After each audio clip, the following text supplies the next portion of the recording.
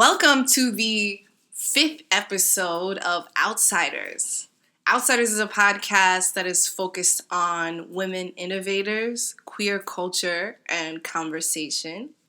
I'm your host, Julia Curtis Burns, and today I'm joined by Kara Angele Pressley, the Food Groupie. I have a blog and Facebook page where I talk about nutrition, health, food access, lots of cooking stuff, and growing food, gardening. So we called this, that's awesome. We call this episode the Food Groupie because we will be talking to Kara about all of the awesome things that she's doing, but also because it's really important for us to think about not only being our best selves professionally, but sometimes we forget about being our best selves personally, right? And our health. So on this episode, we'll be talking all about that. But to start, because I'm a teacher at heart, I'd like to make sure that we cover definitions and identities. So Kara, how do you identify and talk to us about that. Sure. I really love the term queer because I feel like it's an umbrella term. It recognizes so many different ways that people feel about their sexuality and how that can change and shift. So that's how I identify. Me too. I mean, you all know from our previous episodes that this is a newer term for me, but I also really enjoy the term queer. So tell us a little bit about Food Groupie.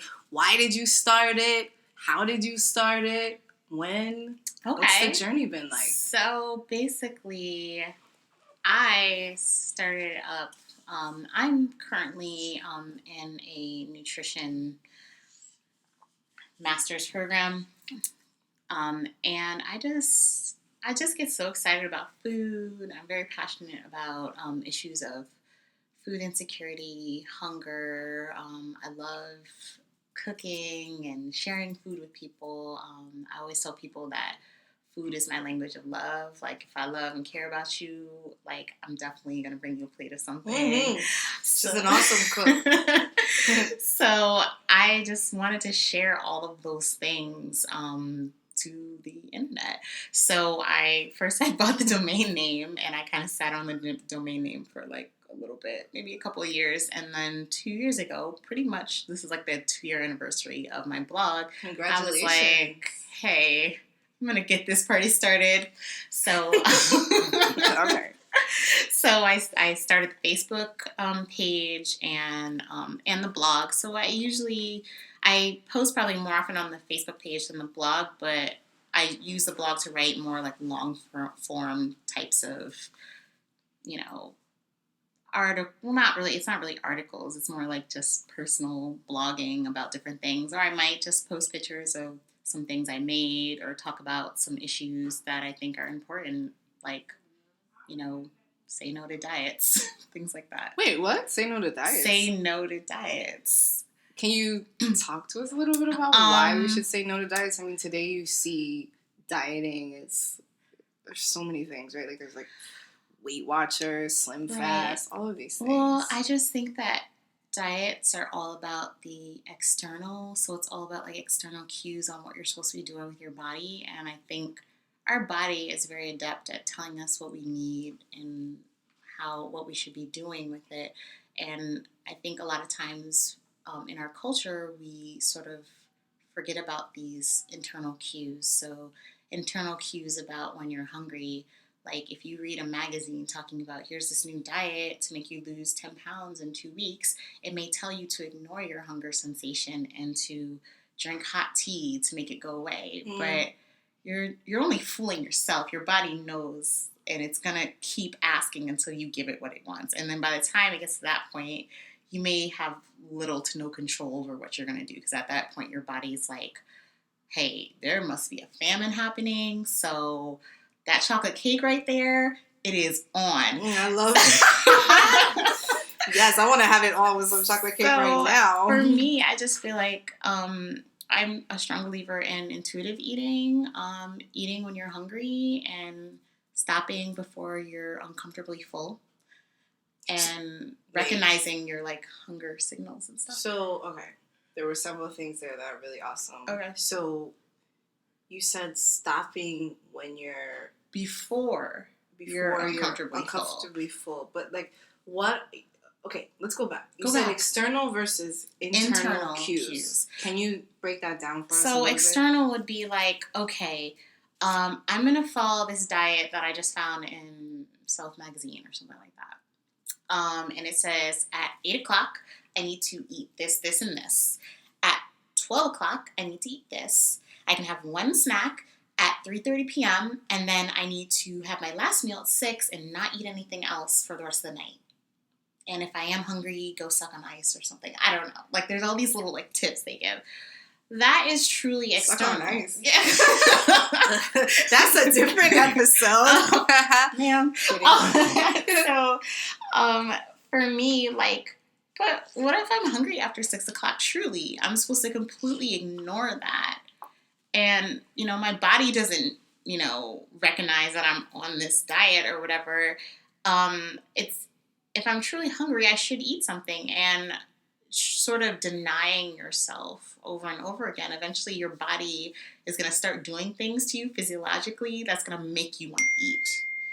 Like, you know, there's certain hormones that get released and things like that. And that's why you see people sort of going through these like back and forth where it's like, oh, I messed up on my diet. I'm going to start again on Monday. But first, I'm going to have this like big last suppers, you know, on the Sunday because I know I'm going to deprive myself. And I'm not into deprivation.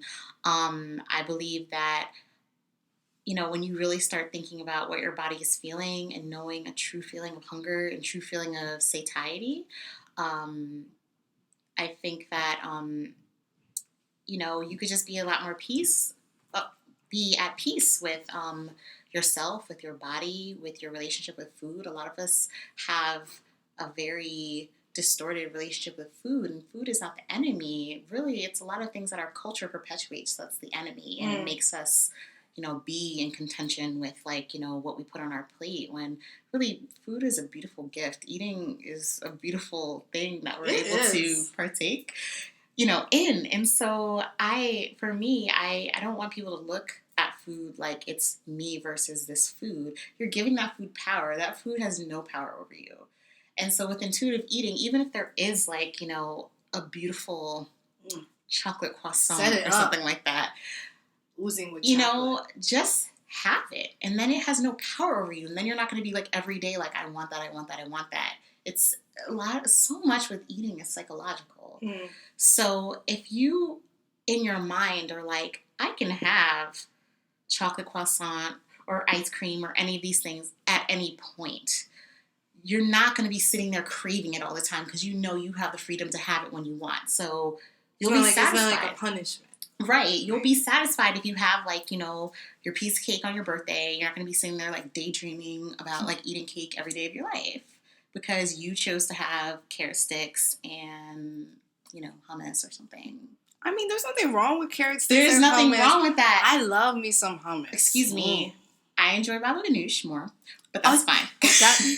No, I actually really like baba ganoush. Yeah, baba ganoush is great. No, I just say that because, okay, no shade to, like, some of my classmates, but a lot of them are on a sort of restrictive eating thing, like, and they do this, like, you know, I'm clean eating, and a lot of times they'll just, you know, they'll be like eating some real struggle food, and no, carrot sticks and hummus is Hold on. She said, did you guys hear that? She says eating some real struggle food. I mean, come on. What does that mean? Struggle, like, okay, first of all, I don't believe in low-fat or non-fat products, but some of these girls be rolling up into class with the, like, no-fat cottage cheese. They got the Splenda packet sprinkled over, and then they, like, spooned in, like, maybe, like, a teaspoon of, like, reduced fat peanut butter, talking about, this is my cheesecake. And I'm like, girl, no. I can't with her, you guys. I can't. So I'm just kind of like, I don't want people to think that you have to make a choice between eating delicious food and eating healthy. There is a Venn diagram where you could have the delicious food here, you could have the healthy food here, and there's lots of intersection there where, you know, you can eat really delicious things that are also nutritious, but when you feel like it, you can have, you know, your little, like, you know, Belgian chocolate Okay, gelato. fine. So, for sure, yes, this is all true, and I'm enjoying it, and I love what you're saying, and you're talking to me about the baba ganoush and the chocolate cake. Yes, girl. But what if there's someone who's like genuinely trying to lose weight? Like for me, I gained like 55 pounds over like a 3-year period because I was really stressed out. Right. So what if there's someone who is in that point of their lives, they have gained a significant amount of weight, maybe they're in a master's program, whatever it is, but they're just like, like sometimes you use food to deal with stress. Right. Well, that's part of... How can they like get started on the eating healthy, right, not feeling like every time they look at chocolate cake, they're punishing themselves. But, like, right. What are some tips you have? Well, here's the thing. That's another part of, like, intuitive eating. It's knowing why you're eating. So, all right, I feel like, eating this. Am I eating because I'm actually hungry? Am I eating because I'm bored? And I'm eating because I am stressed out? And am I eating because I'm sad? Really recognizing those feelings. And then, you know what? Like, first of all, emotional eating, it can be for happy or for negative emotions. Like, we eat when we celebrate, right? But we're really right now talking about the more negative emotions, right? So if you know that when you're stressed out, like, you go right over to Bodega and get the 99-cent bag of Utz chips. Why the heck are we in Bodega, though? Hey, we live in New York. It's very convenient. It's on your way home from the subway. There's methods to sort of redirect your behavior. So it's like, if like, you get stressed, like, what are some coping mechanisms? It's like, you know what? Like, maybe instead of getting that bag of chips, maybe I'm going to call my friend. Or, maybe instead of, eating my emotions, maybe I'm going to write about it.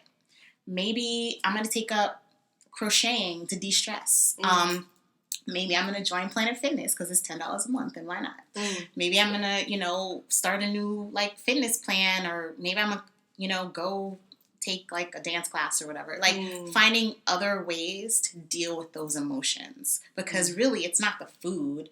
The root of the problem is like, you have emotions that you're not able to deal with, and you're using food to deal with it. That's really challenging, too, though, because you have to also be ready to admit to yourself that that's what it is. And sometimes we're not mentally there yet, right. To that's say, true. like, oh, well, this is why I'm actually eating, and I need to take care of this part of me to feel more fulfilled. Right. Well, it's a journey, and part of the thing, and I mean, one of the reasons why I've stayed in this nutrition program, I'll be done in a few years, but it's been a long journey. One of the reasons why I've stayed is because I feel like it's really important to sort of have, like, cultural competency when it comes to nutrition counseling people. And I think for Black women, even though we can have a myriad of different types of eating disorders or disordered eating, but I really think many Black women are a huge problem we have is binge eating disorder, because we don't have the same sort of support and outlets and resources to manage our stress. And a lot of things that are happening within our communities, within our families, it comes down on our shoulders, and food is readily available for us to deal with that. So I think that it's not about just like just changing your whole mental in like one moment. Like, it's just really trying to do really small things, like really small attainable goals, like trying to change like one habit for like 1 month. Like, not like, a lot of times people try to do this thing where they're like, oh, it's New Year's, I'm gonna like take all the sugar out of my diet, and I'm gonna go to the gym like 9 times a week, and like do all this stuff, and then you get burnt out, and then you feel disappointed, and then like you turn to food, or you just give up on everything, and you feel really bad about yourself. But what if it was just like, you know what? I don't eat enough fruits and vegetables. How about my goal for the month of January is to eat at least 1 serving of vegetables and 2 servings of fruit, like, every day. Serving meaning like a whole banana. Yeah, well, like 1 banana is actually, like 1 like large banana is actually 2 servings. Oh. Yeah, one kind of largest apple is like 2 servings. One, if you get like a small apple, that's like 1 serving. So that's a whole nother science. But that is. I didn't know that. you know, just giving yourself small goals. Like say it's something like, you know, hey, I really don't drink water. Well, I do. Like I'm just saying hypothetically, somebody who maybe doesn't drink water and they were like mostly drinking soda or something like that. It's like, you know what? I'm gonna try to drink 4 cups of water every day. And I'm also going to try to only have soda twice out of the week. Mm. You know, like it's not an all or nothing thing. And I think a lot of people have that sort of notion, like I have to give up everything. And if I eat healthy, it's going to taste disgusting. It's going to taste like the food is seasoned with water. Like, what? She talks really fast, so sometimes I don't catch everything. Wait, the food what? Some people feel like, you know, if they eat healthy, that the food is going to taste like the struggle and smell like oppression. Wow.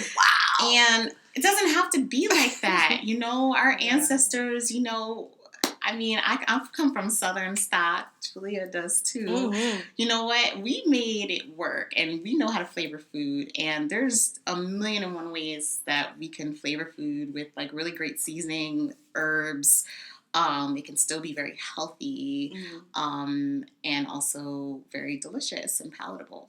So it's about taking small steps. Yeah, very small steps. Incorporating more fruits and vegetables and water into your diet. Right.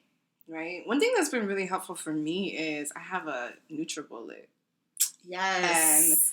And it has like changed my life because I can put whatever in it, and so I'm essentially getting, you know, all the fruits and vegetables that I need.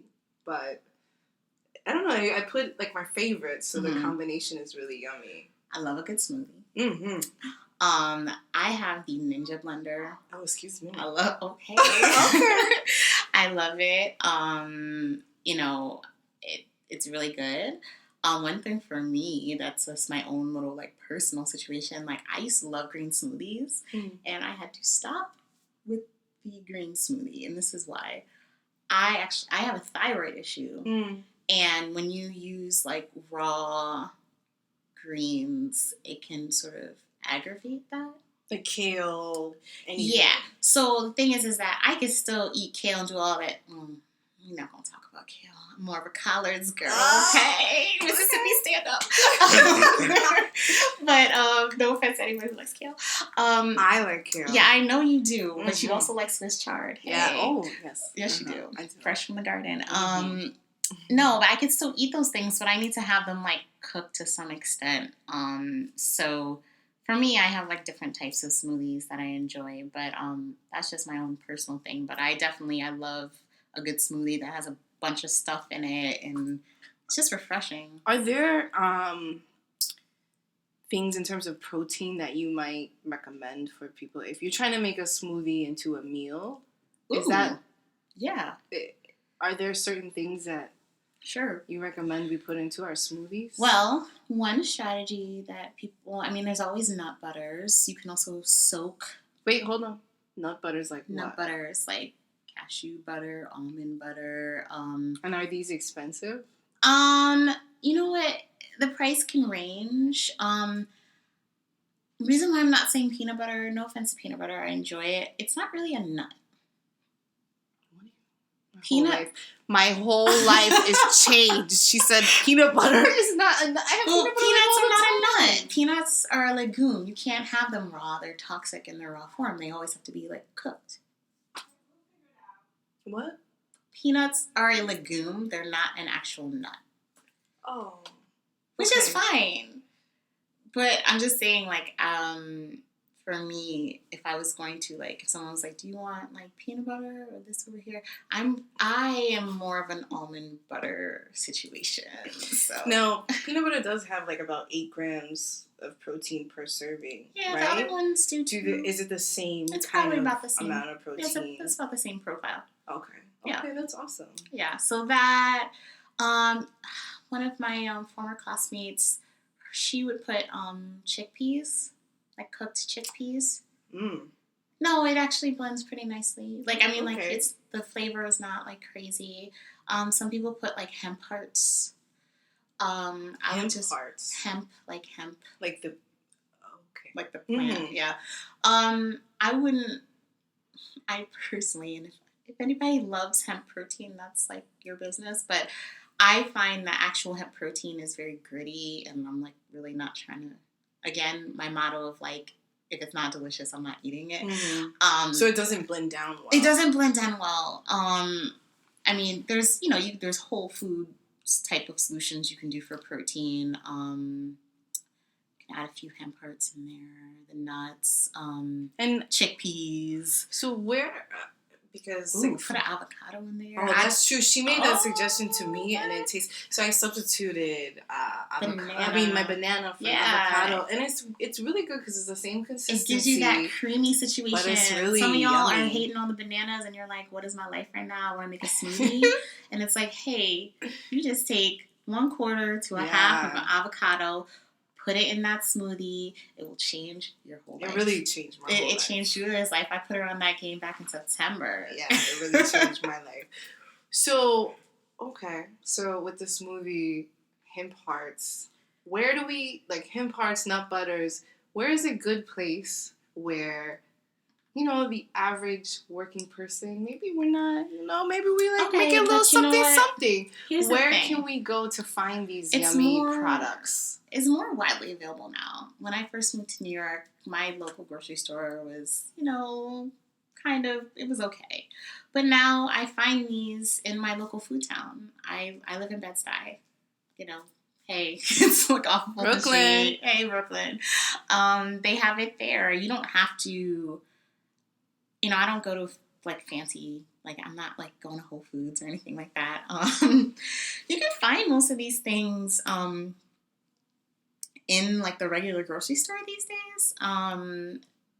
You don't have to do the hemp heart situation. That's like extra credit. But but I mean, there's a little cute health food store right off of my train line when I get off, and I've been going there ever since I moved to New York, and like they have like the bulk containers of all the different types of nuts. So it's like, really like, get some of those, it's readily available. Yeah. Here's the thing with the nuts: soak them overnight.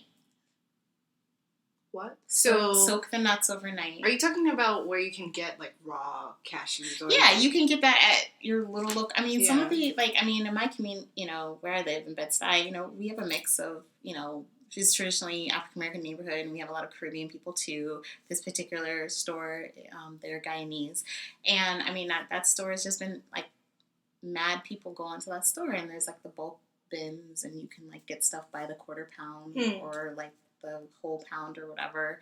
And so, if you want to throw nuts into your smoothie, soak them overnight and then drain them and put them in there.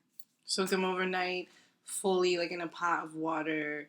Yeah, put it for in the like fridge. 8 hours. Yeah, overnight. Overnight in the fridge, yeah. And they should be soft enough to then put into your Ninja or your NutriBullet. Your NutriBullet. She made like a little head thing, like when she said, like a head nod when she said NutriBullet, like it's not as cool, but that's cool. My granny has a NutriBullet. What? My granny does. Yeah, your granny's down. She knows what's up. Granny is so in addition to the Food Groupie, you're also a fitness instructor. Hey. Tell us a little bit about that. So this month is my year anniversary Woo! Of teaching classes. So what happened was, this is funny, it's related to food too. So I was on the tail end of a trip abroad, and I was very sick from food intoxication. Somebody, I ate some food that was questionable, and given my nutrition student background, I should not have, but I was trying to be courteous as a guest. Don't ever do that. And so I was so sick, and I just had insomnia. I couldn't sleep because I was in so much pain. And so I'm in my email, and this email about this instructor training program comes up, and I'm like, oh, really? That's interesting. I've always wanted to do that, And I was like, all right, well, the deadline is like in like a few days. If I don't do it now, in terms of the application, I'm like, I'll probably forget about it. And it was just like a random email on a listserv I'm on. I'm on a listserv for Black urban gardeners because I'm an urban gardener. And someone, they'll send stuff all about like health and anything that's going on in and related. And so I was like, all right, well, let me just sit here in my friend's office in excruciating abdominal pain and do this application. So, and I was thinking it was going to be like a real quick, like, like just fill out my name. No, there were like 2 essays. There were like 2 or 3 essays. And I was like, what? Like 500 words each. And I'm like, okay. So I open up her Word. I open up her, my friend's Word document thing. And I'm writing these essays at like 3 in the morning. I'm struggling because the keyboard is in French. And I'm not typing in French. So I finish it, I send it, and I'm sort of like thinking, I'm probably going to take a while for them to go over it. I literally, I think like 2 weeks later, I got an email, and they're like, hey, you got accepted into the Shape Up NYC Yes, Shape Up NYC. Love it. Training program. So, Shape Up NYC basically is through the Department of Parks and Recreation. Julia knows all about it. I'm telling you people about it. And it's basically, they provide over 200 classes per week for free in all 5 boroughs. And free 99. Yeah, yes. free 99. And it's really to promote fitness in neighborhoods and populations that are underserved. And also, too, it's kind of like, not everybody is going to go to, New York Sports Club or all these things. Those places are expensive. I know I can't afford it. So to be able to have free classes like in the vicinity, taught by people who are from your neighborhood, who look like you, people who, there's just a diversity of ethnic background, of, body shape and stuff like that. I know that the ladies I taught, they were probably happy because, I'm a curvy girl up here. She had to let you guys know. And they could relate more because it's like, we all come in different shapes and sizes. I believe in health at every size. And there isn't one way that a fitness instructor needs to look. So it's really great. My class was very diverse, and we still all keep in contact. It was like a 10-week program, and then it's like, oh, and now you're going to teach your class. So I had a 6-month internship from January of last year all the way to July. That went really well. I also was hired by the Department of Health to teach in faith-based organizations. So I was teaching in 3 different churches at one point. So I was like teaching 4 times a week over like a couple of months. That was like bananas. But I loved it. It was mostly women. Loved my ladies. I had them like whining in church. Oh, wow. I was twerking in church? Yeah. Well, I don't have twerk in my class. I'm not going to say I don't do that, Friday night. Okay. But, it was really awesome to, be able to share my love for dance and for fitness. Because I do dance fitness. I like to, my name of my class is Afro Dance Fitness. Right now I teach at 2 different YMCAs. And my category is Afro-Caribbean, which is fine because I do have like a strong contingency of Caribbean stuff happening. I also have some like Brazilian stuff, French West Indies in the house, and then breaking it down to some Jill Scott towards the end. So I just celebrate the diaspora because I feel like in the age of, there's a lot of like Latin-based dance fitness classes, which is awesome. But I wanted to, represent for, me and my cousins all over the world. So I love that. So in addition to your fitness classes, I'm talking about everything today. Ooh. You also travel a lot, right? Do I? Yes, she does. Okay. And one of the places that you travel to a lot is New Orleans. I know that you have a special connection to that. And I think it's also connected to like food and tell us a little bit about. Sure. Ooh, I didn't know she's going to bring it up. Well, I do my research. Okay. The thing with New Orleans is, okay, New York is my wife. New Orleans is the very well-loved mistress. Because I just love her so much and I miss her when I'm gone. But, wow. Gotta stay with New York. for the kids. Anyway, no, New Orleans is very special to me. I first went like 5 years ago, randomly for my birthday. All my friends stood me up. I went by myself. It's okay. I mean, like, it's not cool that your friends stood you Well, up, no, but it's fine. It's taking trips by ourselves. Yeah, no, it's I really- do that, and it's fine. I've but- actually never done that, so I... Oh, I have. I mean, I've gone on trips where I've ventured off Yeah. by myself, but I've Right. never just taken a solo trip, and that's something that I really You like should to do it. I You learn so would. much about yourself. I really want to encourage myself to do I that. actually think that I wouldn't have the special relationship that I do with New Orleans if I hadn't gone solo a few times, because it really forces you outside of your comfort zone. Like, you can't just like kiki with your friend like the whole time and just ignore everyone else and just like kind of have your own experience, like you and the friend or you and like the set of friends.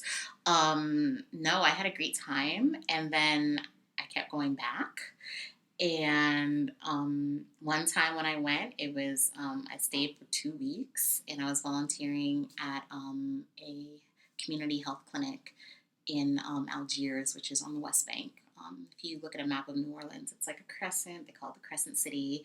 You have the Mississippi River, and then on the other side you have East Bank, which is what most people know as like New Orleans, like French Quarter, all of these things. And then on the other side is the West Bank, and so that's where the community health clinic was. And I did like nutrition work. I was like, writing flyers. I was like coming up with recipes for like their like weekly fresh market that they had. I was learning a lot about agriculture. Actually, that's how I even got into agriculture. I met someone down there who was basically a master gardener. What's a master gardener?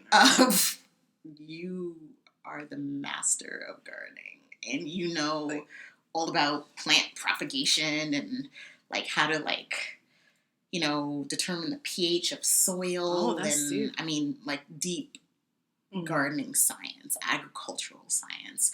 And they showed me, they really kind of like, I had no interest prior to like planting anything. Like, I was like, I thought gardening was cool, but I had no exposure to it. And so around that same time, my grandfather was dying. My grandfather is an avid gardener. And I never really talked to him about it because I just never really occurred to me.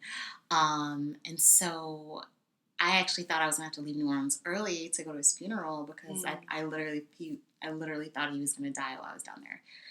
He did pass away shortly after I got back from New Orleans. And so after being exposed to so many people doing amazing things in urban agriculture in New Orleans, I just felt like I wanted to get into it. So I literally got off of the train with my rolly suitcase and rolled right into like my local community garden and was like, hey, where do I sign up for this? And they're like, oh, you can, we'll put you on the waiting list for like next season. Because it was like, August, so they already had their gardeners for the season. And so I was like, okay. So I like emailed the garden president like that night. And he always like talks about it. He's always like, Kara. He's so dramatic. He's like, Kara, she emailed me that night. I knew that she was very enthusiastic. I'm like the poster child for the garden now. It's so funny. Oh, that's awesome. I mean, I've been there like this, basically once the growing season starts this March, it will be the beginning of my 3rd season as a gardener. And so my grandfather died. I went in his room. He had this gardening book on the shelf, and I asked my granny, I was like, do you mind if I take this? She's like, no, you can take whatever you want. So I took it. It still had little like pages like folded that little like insecticide recipes and all these like different things, and so that's like sits on my shelf, and I've looked at certain things in there. And so New Orleans was the catalyst for that. And I also found out, like, I think after my first time going to New Orleans, I found out that I have an ancestor from there. So someone had told me, like, oh, like, he probably called you down there. And I was like, ooh, I don't know about all that, but maybe. I don't know. I have no clue about that side of the family. But, the gardening became just part of me after that. Because I was just like, I feel like my granddaddy is just looking at me and watching me do all these things, and he's proud of me. And I'm gonna have a bigger plot this coming growing season. And Julia has seen what I yield from my plot, and she's experienced it as well, culinary wise. So what's the process for becoming an urban gardener? Like, is it just an application? Like, can anyone do it? Do you have to pay? You can be an urban gardener on your like windowsill. Like, I mean, like, there are people who do like gardening where they have things in like buckets, like bucket gardening, and they put it on their fire escape, or if they have a balcony or whatever. But urban gardening is just any gardening that happens within like an urban setting. But in terms of becoming like an urban gardener, part of like a community garden, usually you have to like apply, and I feel like many gardens in New York, they have waiting lists, and so they'll take people off the waiting list. I think this year for our garden, we're going to do some interviews, because what happens is people get like real excited about doing it, but they don't realize like, yo, this is some work. Like, I mean, I have to like plan out, like I have to like figure out like, okay, what did I plant last year? And so let me just make sure whatever I'm planting next is going to like feed the soil appropriately. Or if I planted potatoes here, I should not plant them again there. That's going to, drain the nitrogen. I need to plant something, that's going to give nitrogen back. Or, you have to cycle things. So you have to read about it. You have to do your research. Yeah, you have to like, so that you're not depleting the soil, and you're not, there's a thing called plants have friends and enemies. You want to make sure you're planting things next to their friends, not their enemies, because then it impedes like the growth, or it could, there's a lot of different things. It truly is very scientific.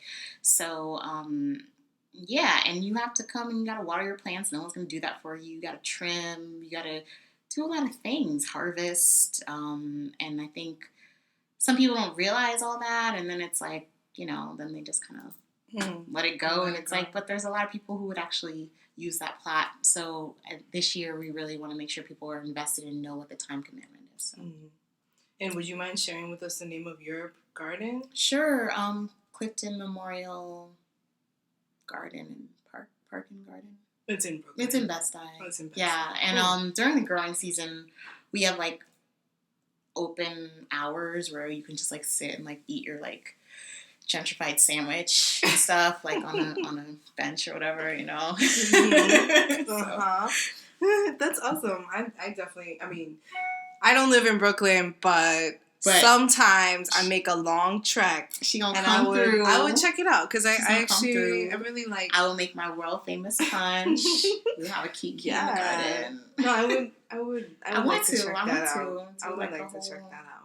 So let me switch gears a little bit, it up, girl. Because another thing that you're working on is a play, right? Oh my God. So could you tell us a little bit about what this play is about?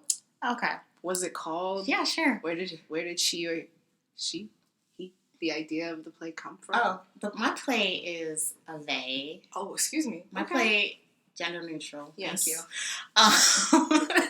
Thank you. Thank you. Basically, over the past several years, I've been so focused on like academic writing with my nutrition degree, like these like papers and quotations and all these things, citations. And part of me was like, I just sort of wasn't really doing like creative writing anymore. I was blogging, but it was all, nonfiction, like talking about like issues and stuff and hunger and crying about it online and stuff. No, seriously. So, but I feel like the creative in me was just sort of like trying to like dig its way out, because I literally buried them. I was like, that part of my life is over. Let me like focus on just like practical things. So, but then this year, like, I think just it started from like doing the dance fitness, being able to dance again, because that's something that I really enjoy. The creative in me, they just kicked the door down. They were like, listen, I'm here. We're back. I'm queer. It's a cornball. And it's time to get your entire life and start doing all these creative things that you love doing, including writing creatively. I'm like, all right, okay, I hear you. So, on a personal level, I had like, a very sad experience with somebody, and it was really tough for me. And so after I crawled out of my little cave that I made for myself all summer, I felt like I just wanted to find a way to sort of express that. And I just remember one of my idols, Zora Neale Hurston, when, she talked about when she was writing Their Eyes Were Watching God, how she was just trying to get, like, the memory of a man out of her head or whatever. And I was just like, you were so right, Zora. Yes, the ancestor was so right. And I was like, you know what? Not that you can't you can't get somebody out of your head forever, but you can, like, kind of process those feelings and sort of memorialize whatever you want to about that situation or that person. And so right before I met Julia, like literally the day I met Julia, I went to the Jacob Lawrence exhibit on the Great Migration at MoMA. And I was just so overwhelmed by it because it's my family's story.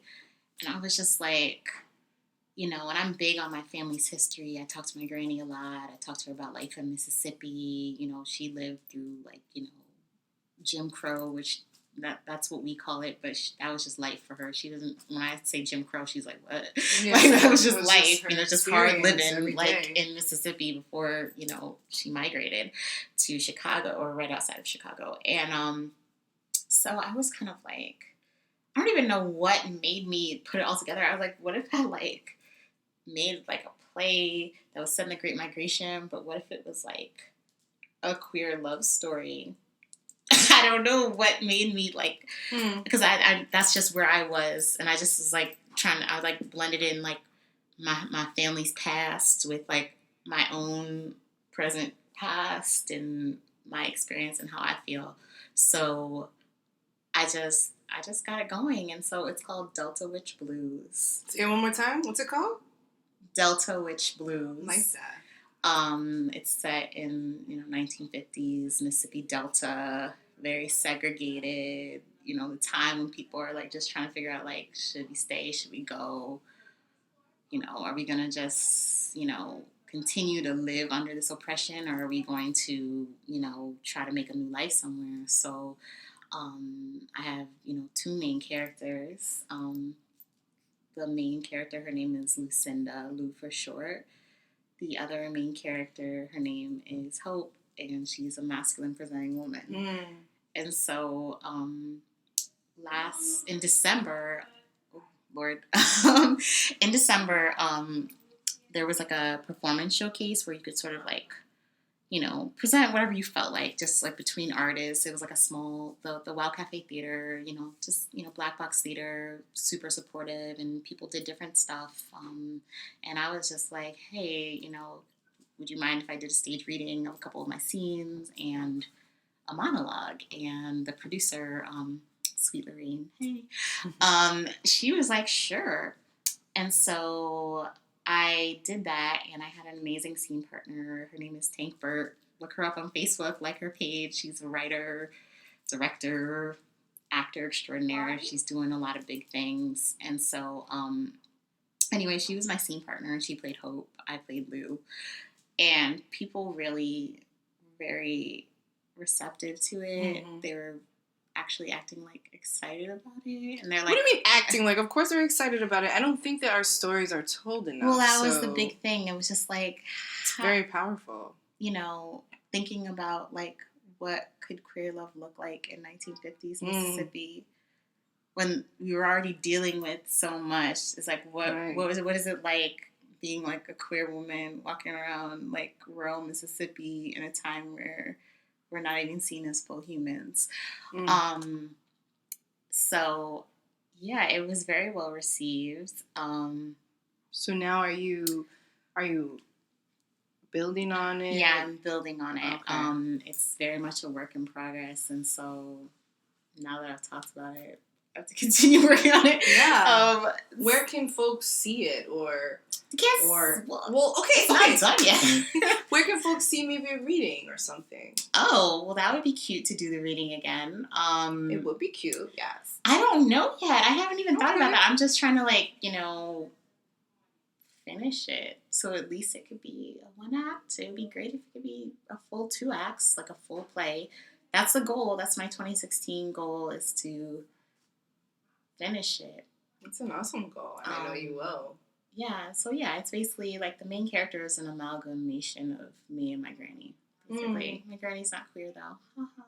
Well, that's okay. I mean, I know, that's the part of me. I brought that. The realistic part of that to me is that we carry our grannies, our moms, our whomever, our ancestors, they live within us, right? Right. And so we are all of that when we walk through life. Exactly. So that's very powerful. And she said that to me before. She's just like, you know, when you go and, like, you know, travel and do all these things, she's like, part of me is doing that too. Yeah. And I was like, I definitely feel that. And the fact, you know, my granny was like, you know, an Afrofuturist, like back in whatever, early 1950s. She imagined a life for her daughter and her descendants that would be better than what could be offered at that time in Mississippi. So she left with $5 in her pocket. And so she just, on pure Afrofuturistic faith, that things would work out. And so because of that sacrifice and all the hard work that she's doing, or she did, I can sit here and be podcasting with you. That's right. I like to, you know, be thankful every day for my mom and my grandmother and my parents in general, and just my ancestors for doing everything that they have done thus far so that I could be openly queer, right? So that I can just dress the way that I want, that I can present the way that I want. I'm privileged in that way. So I consider you an innovative woman because you've created this really interesting play. You're doing the Food Groupie. You're doing all of these amazing things, urban gardening. Thank you, Julia. What does it mean to you to be innovative? For me, it just means, like, just creating things that you truly feel in your spirit, like, regardless of whether it's been done before or not. I mean, look at all the stuff you do, Julia. I mean, like, and just feeling like the freedom to just be like, I'm just going to do this. And you know what? I'm just going to have faith that people are going to, like, love it. That's deep. I mean, that's what I had to do with my dance fitness. And people always, like, tell me, like, wow, like, I just, you know, I've never taken a class that was just really focused more on, like, diaspora dance. And I just, off of the faith, had to just be like, this is what I want to do. So many people told me to do the Zumba certification. Or, like, you know, and I'm like, people are free to do whatever they want. If they want to teach Zumba, that's fine. And I have some really great friends that I know who teach the bomb Zumba classes. But I just knew I wanted to do something that was different. And that's kind of going with your intuition, right? And going with what? I mean, creating things that you wish existed. Yeah. And that's what I do in creating Initiative Space. And that's why I'm proud of you for what you do. Before we close, what advice do you have for women who maybe they want to write their own play, or they want to start writing in general? They want to have a blog, right? Sure. What do you suggest to them? What is your advice? All right. Well, in terms of, like, writing, just start writing. There's so many ways to, like, have a blog now. I use Tumblr, and then I just bought my own domain name, but you don't even have to do that if you're not, like, ready to, like, you know, have your, you know, I have the foodgroupie.com, I own that domain, but you could just have a Tumblr blog, and you could even make it private if you want. It can be public. If you want to blog, just blog. If you want to create a Facebook page, just do it. Invite all your friends. I mean, you know, it's funny to me now because it's like on my Facebook page now, there's people on there that I don't know, which is kind of like crazy to me because I'm like, oh my God, the Food Groupie is starting to branch out from, like, just friends and friends of friends. I'm like, this person has no mutual friends this is, I'm like, somebody is logging in from Morocco and looking at what are they, what? That's okay, awesome. that's cool. Just start doing it. And in terms of like play stuff, I would say like, just if you don't have much exposure to play in theater, maybe start like going to plays that seem interesting to you, or read plays. I'm minored in theater in undergrad, so I've read quite a bit of things, but I need to get back to it so I can sort of get myself in the mindset. And there's also some really like awesome, like you can like do like a workshop, all of these things. But just if you want to do something like writing or getting involved in theater or gardening, or just start doing it, and then you're start doing where it, you are, and it builds. Because I'm like, I never imagined that I would be teaching classes at 2 YMCA branches. I just just started doing it, and the gardening, just as you can see, that was just the universe just sort of pushing me along, and I just put my work into it and my passion into it. So love it. Where does the name Food Groupie come from? How'd you come up with that? Well, at first, I kind of brainstormed with a friend of a friend who does like a lot of social media stuff. And she's like, you want something catchy that people are going to remember. And at first I had said like something like culinary groupie. And she's kind of like, but like not everyone, like that sounds like too kind of like fancy, like culinary. Because at the time I was, another funny, it's not going to be a story. But I was a line cook for like a year in this like organic local restaurant in Chelsea. Okay.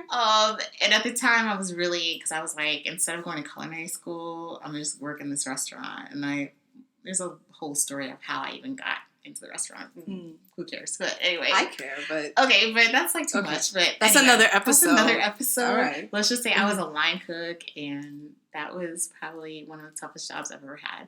And so I was really into like, culinary this, culinary that. And she's like, well, what if you just do like the food groupie? That's more like universal. I'm like, you're right. And so like whenever I talk, when people say like foodie, I don't really like the term foodie because sometimes it's like seems kind of elitist to me. So I say like, I'm just out here doing food groupie stuff. Just, I like that. Hashtag food groupie stuff. Like I'm gonna go out here and find like this cookie that everybody's talking about. Food groupie stuff. I love that. I really want to thank you for being on the episode today. Yay, thanks for having me. I feel like a celebrity, like a minor celebrity. You are a celebrity. I think all the things that you're doing are really interesting and amazing and innovative. And so thank you for sharing that with us. You dropped a lot of jewels on us today with all that info. Dropping knowledge. And so we will be back next week with a new episode. But in the meantime, take care of yourself, be true to yourself, and love yourself. See you on the next episode. Bye. Bye.